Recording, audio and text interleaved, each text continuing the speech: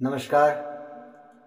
मैं ज्योतिष कुमार विपिन शर्मा आपके अपने YouTube चैनल गुड़ रहस्य ज्योतिष के अंदर मैं आपका हार्दिक स्वागत करता हूं, अभिनंदन करता हूं। प्रिय बंधुओं, आप सभी को हार्दिक धन्यवाद जिन्होंने मेरे इस YouTube चैनल को अपना आशीर्वाद दिया, इसे सब्सक्राइब किया, इसे शेयर किया। तो आज मैं वीडियो बनाने जा रहा हूं मिथुन लगन के जातकों के लिए। निश्चित तौर पर पिछले 2 सालों से सबसे ज्यादा संघर्ष में अगर कोई राशि रही है, कोई लगन रहा है, तो वह मिथुन लगन है। उसका कारण क्या है? आपके द्वादश भाव में राहु का संचरण हो रहा है, आपके अष्टम भाव से शनि एवं इससे पहले देवगुरु बृहस्पति का संचरण भी आपके अष्टम भाव से हो रहा था। यहां निश्चित तौर पर बात तो वही है कि कारकत्वों में वृद्धि तो हम फिर भी कहेंगे, परंतु समस्या यह है कि जो ग्रह अष्टम भाव में जाकर के पहले ही आपकी कुंडली में बैठा हुआ है, तो ये परिस्थितियां और भी विकट हो रही है मेरे दृष्टिकोण से। क्योंकि वृषभ और मेष लगन के जातकों के लिए परिस्थितियां कुछ और थी और यहाँ पर कुछ और परिस्थितियां हैं। आपका शनि इस समय गोचर कर रहा है अष्टम भाव से, और देवगुरु बृहस्पति जो है वह नवम भाव से गोचर कर रहे हैं। केतु जो है आपके छठे भाव से और राहु द्वादश भाव से। प्रिय बंधुओं, आपका यह समय कैसा व्यतीत हुआ और अप्रैल माह तक कैसी स्थिति बनी हुई है, आइए इस पर चर्चा करते हैं, विचार करते हैं। यदि आपका केतु अष्टम भाव में है, जन्मकालीन कुंडली की मैं बात कर रहा हूं, और प्रिय बंधुओं ये वीडियो जो है लगन के ऊपर आधारित है। इसे आप जो है अपनी राशि समझ करके ना देखें। अगर केतु आपका अष्टम भाव में पहले ही है, तो शनि का गोचर उसके ऊपर एक तो करेला ऊपर से नीम चढ़ा, तो आपके कार्य क्षेत्र में अनेकों व्यवधान रहे हैं। बहुत सारी विकट परिस्थितियां आपने देखी है, बहुत सारे समस्याएं आपके जीवन में रही है, धन को लेकर के, स्वास्थ्य को लेकर के। बार बार आपको आपकी तबीयत बिगड़ती रही होगी। अगर दशाएं अंतरदशाएं भी आपके अनुकूल ना हो, उस परिस्थिति में और भी ज्यादा खराब रही होगी। किंतु यहां पर हम अष्टम भाव से क्या देखते हैं? अगर कोई व्यक्ति ज्योतिष जगत में है, मिथुन लगन के जातक की मैं बात कर रहा हूं, इंश्योरेंस सेक्टर से हैं, तो ऐसे व्यक्तियों को इस समय में भी उनके कारोबार में वृद्धि कही जा सकती है, रही होगी। अप्रैल माह तक ये स्थिति बनी हुई है, लेकिन अन्य किसी परिस्थिति में यहां पर अच्छा कहना मुश्किल होगा। देवगुरु बृहस्पति अगर आपके जन्मकालीन कुंडली में यहां विराजमान है, तो निश्चित तौर पर यह दशमेश भी है और आपके सप्तमेश भी है। तो पहले ही वैवाहिक जीवन में परेशानियां हैं, और शनि का गोचर इन परेशानियों को और भी बढ़ा रहा होगा। क्योंकि प्रिय बंधुओं ये अष्टम भाव है। निश्चित तौर पर ससुराल भी यहां से देखी जाती है, तो ससुराल के पक्ष की तरफ से आपको कोई ना कोई सहायता, मदद आदि मिली होगी। मैं फिर कहूंगा कि यहाँ पर धार्मिक व्यवसाय से जुड़े व्यक्ति कोई भी, वह इस समय में अच्छी स्थिति में रह सकते हैं। अन्य व्यवसायिक क्षेत्र में जो है उन्हें काफी भारी नुकसान का सामना करना पड़ता होगा। अब बात करते हैं, शुक्र अगर आपका यहाँ पर है अष्टम भाव में, आपका शुक्र पंचमेश भी है, द्वादशेश भी है। शिक्षा के क्षेत्र में आप क्या कर सकते हैं? इस समय में आप काफी गूढ़ रहस्यमयी शिक्षा या विद्या में रुचि रखते होंगे। इतना ही अच्छा यहां पर कह सकते हैं, सामान्य शिक्षा के लिए यह परिस्थिति भी विकट बनी हुई है।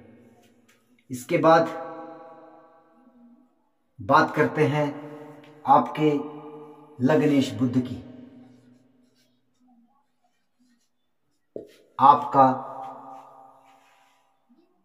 लग्नेश बुध अगर आपकी जन्म कुंडली में आपके अष्टम भाव में स्थित है तो यह पहले ही परिस्थिति अच्छी नहीं कही जा सकती है, क्योंकि लग्नेश जब त्रिक भाव में बैठता है तो वह लगन की हानि करता है। लेकिन शनि का गोचर अब बुध के ऊपर से हो रहा है तो आपके व्यक्तित्व में एक अलग पहचान जरूर बनी होगी, इसमें कोई संदेह नहीं। परंतु आपके, क्योंकि हम जब लग्नेश की बात करेंगे तो वहां पर स्वास्थ्य हानि अवश्य कहेंगे। अब हम बात करेंगे चंद्रमा की। ये परिस्थिति कुछ हद तक मानसिक परेशानियां अवश्य दे रही होंगी, परंतु कहीं ना कहीं से कोई ना कोई माध्यम आपके लिए धन का स्रोत जो है वह बना हुआ है। यहां पर आपको धन प्राप्ति अवश्य हुई होगी, इसमें कोई संदेह नहीं है। इसके बाद बात करेंगे आपके सूर्यदेव की। सूर्यदेव आपके तीसरे भाव के स्वामी है और शनि का गोचर सूर्य के ऊपर से बेहतर माना जाता है, ऐसा ज्योतिषाचार्यों का मानना है।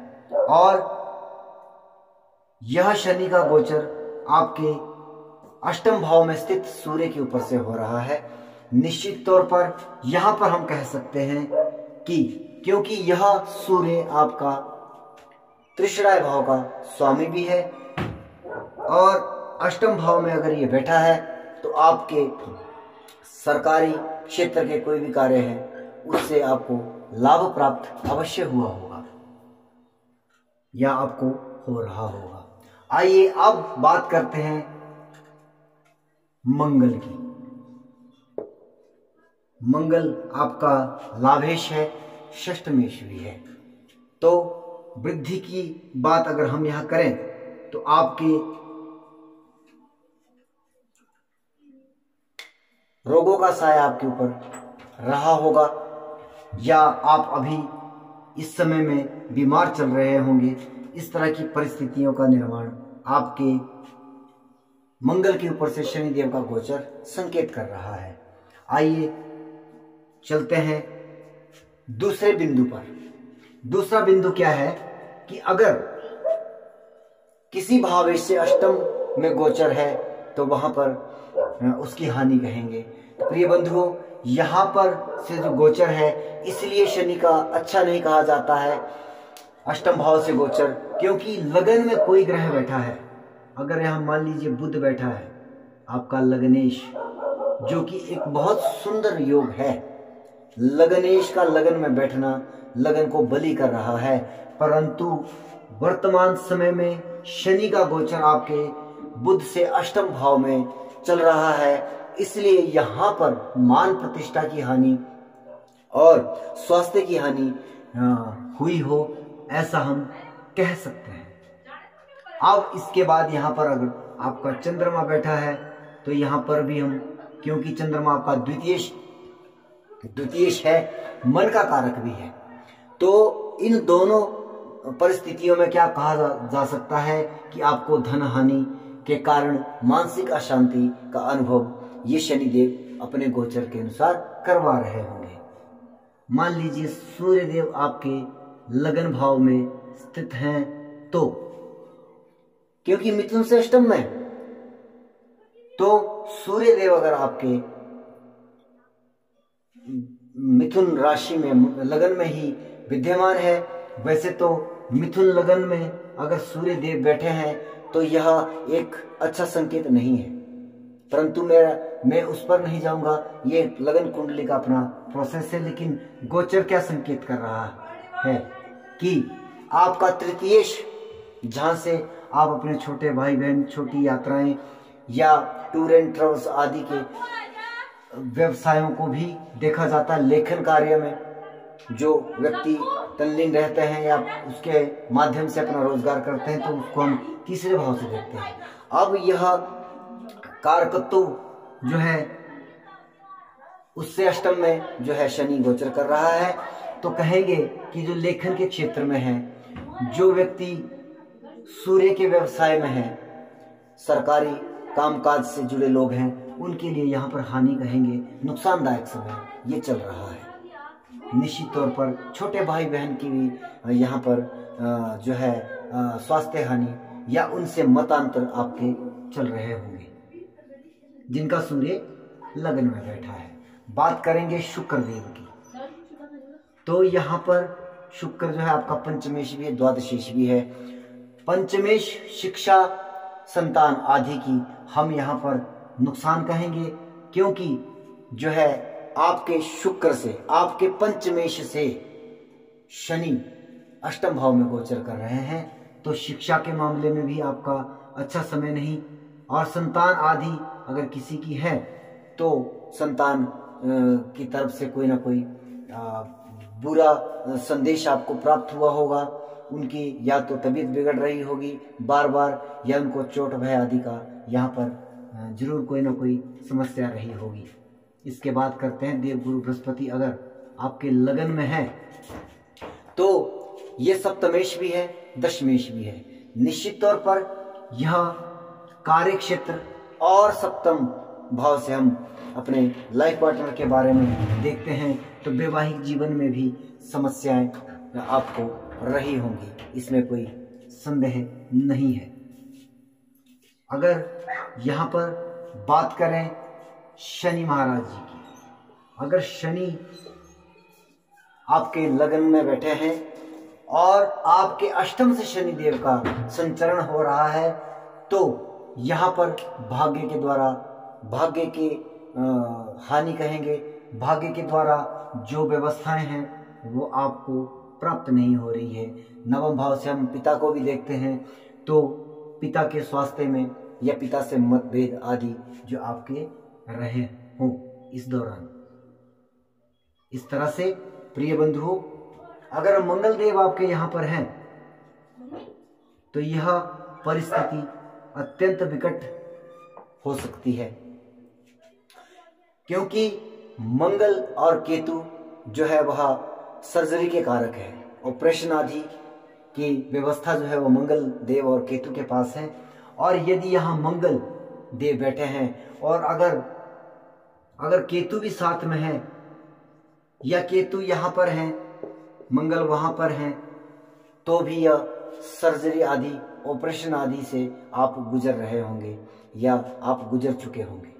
इस तरह की परिस्थितियां यहाँ पर निर्मित हो रही है मिथुन राशि के जातकों के लिए। यह समय काफी विकट रहा है।